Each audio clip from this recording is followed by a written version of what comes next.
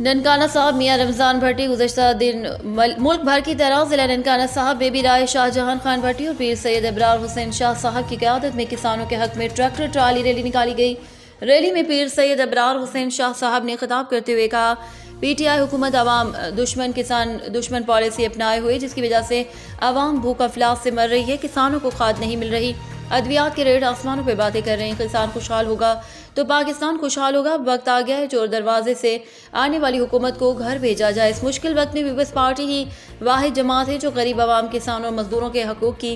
آواز بلند کر رہی ہے۔ عوام کو چاہیے چیئرمین بلاول بھٹو کا ساتھ دے تاکہ اس ناکارہ حکومت سے چھٹکارا حاصل کیا جا سکے۔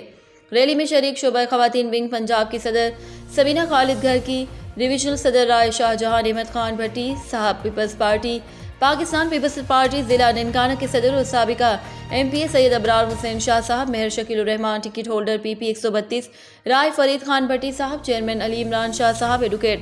سید ضمیر الحسن بخاری صاحب، صدر سوشل میڈیا ضلع ننکانہ سید علی خاور شاہ، سید حیدر اکبر شاہ اور ضلع نائب صدر سوشل میڈیا ملک شہزاد ادریس کے علاوہ کثیر تعداد میں پارٹی عہدیداران کے علاوہ کسانوں اور کثیر تعداد میں جہالوں نے شرکت کی۔